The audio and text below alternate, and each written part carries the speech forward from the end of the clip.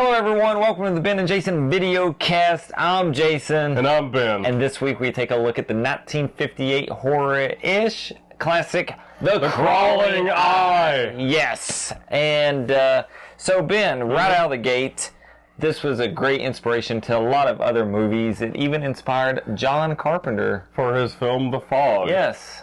So give us an overview of the movie, Ben. These three climbers were making their way up to the summit of the Trollenberg, which is a mountain, I guess, in Switzerland. So as they're making their way up, one of them becomes decapitated by an unseen force. His friends are only able to retrieve his headless body.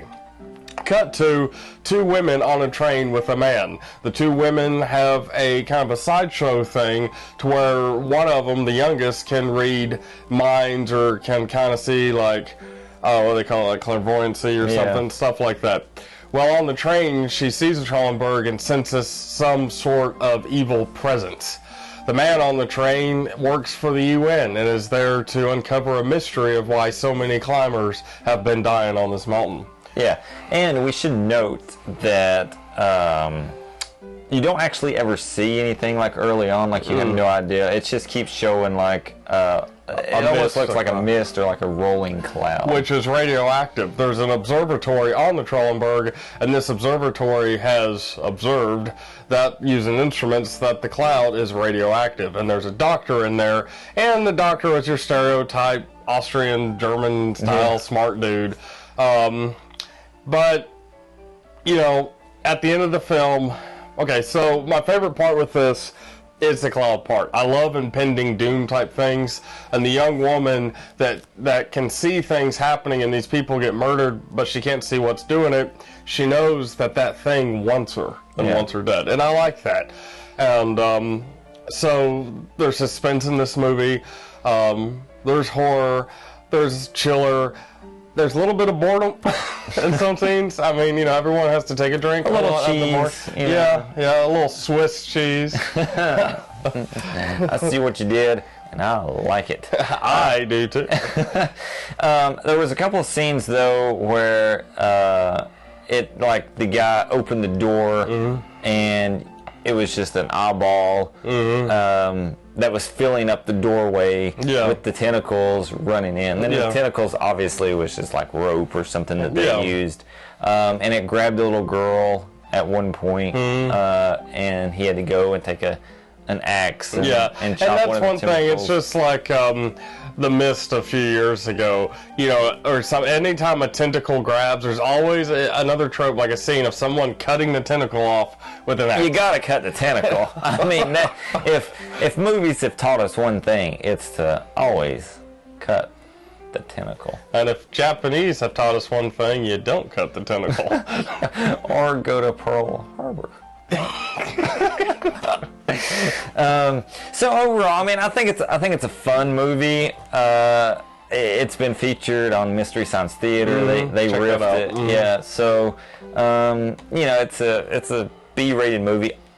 1958 though, you're not going to see a lot of like special effects or like super really good special effects like the eye, or one guy had a cut and it was clearly not prosthetic, but yeah, I mean, it looked like somebody put glue right there. One thing about it too, I will say that they hint at the decapitations. They'll find a body and there'll be blood. They'll just show it for a few seconds, maybe a second or two, but there's a little bit of gore in the film, you know, 58 standards, but still I think it was a nice touch.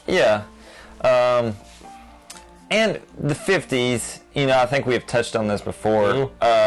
One of the big things I think at the time for horror movies or for like creepy suspense was Alfred Hitchcock. Yeah.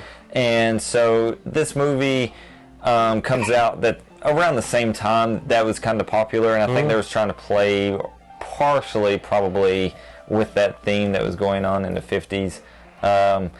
There was also other parts where there was like, I mean, some of the actors in this look like they had been in cowboy movies. Yeah. So they probably, I mean, the 50. You got to think about what was popular then. It was. I mean, and these things that they see are aliens from outer space. Yeah.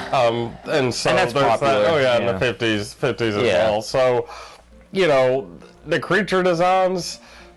I mean, in real life, I guess it'd be creepy, but you can tell they're inflated somehow. Like the actual body of them are kind of pulsating a little bit, and and it looks a little plasticky or whatever, And I think it probably. I mean. Yeah, I mean, you know what I mean. Obviously, it's the it's the same thing as like if you're watching a 40s or 50s Godzilla movie or something like that. I mean. The big trampling through the city, we all know it's miniatures, but when you're going to a drive-in in the 50s, I have no idea, I wasn't in the 50s, but I'm saying, for the most part, I think you just come to expect that. Same as like us watching special effects in like the 2000s or... I mean, bad CGI. I mean, bad CGI. This movie reminds me of something that would have been on the Sci-Fi Channel on a Saturday afternoon. Yeah. And if just the a Sci-Fi Channel existed in that. But yes, it was one of those cheesy B-rated movies. But I do find it interesting that it inspired John Carpenter, and it was even... for Stephen referenced King. in the It book by Stephen King. Yeah. When the kids are going through the sewer, they see the crawling eye creature. Yeah. So I thought, that's kind of cool that it actually somewhat inspired others to...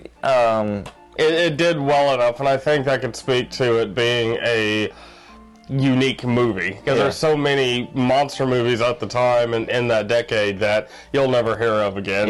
That was just, you never see the monsters, and by seeing the monsters, these had an impact on two famous horror writer and director. So I think it says something for the movie itself, even though it does have that B-ish. So the plot, I mean, I think it was as an overall good idea. The acting, they did relatively decent. You had your serious main lead, the no-nonsense guy like you've seen back then, and the women are really, 50s feminine and stuff, and falling into the arms of the men or relying on them for everything as they, scream in terror at everything. Yeah, and everybody smokes. Yeah. You got a lot, like, in one of these labs that's really all this sensitive equipment, everybody lights up.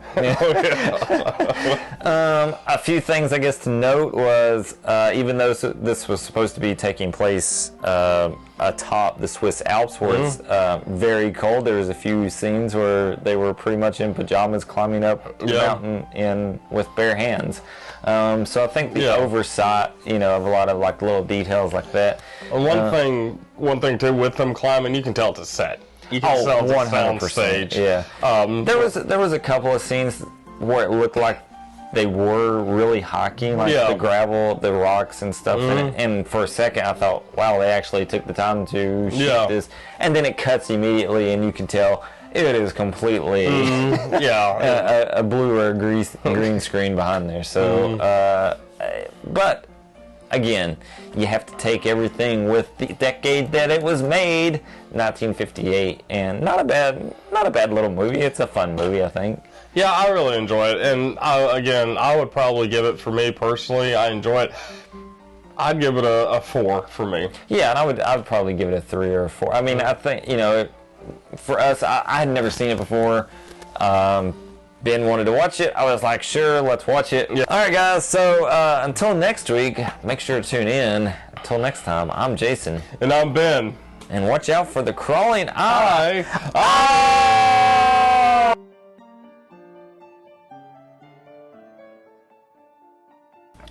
So, it starts in the Swiss Alps. These three climbers are climbing. We did better before we watched the movie. These three climbers are climbing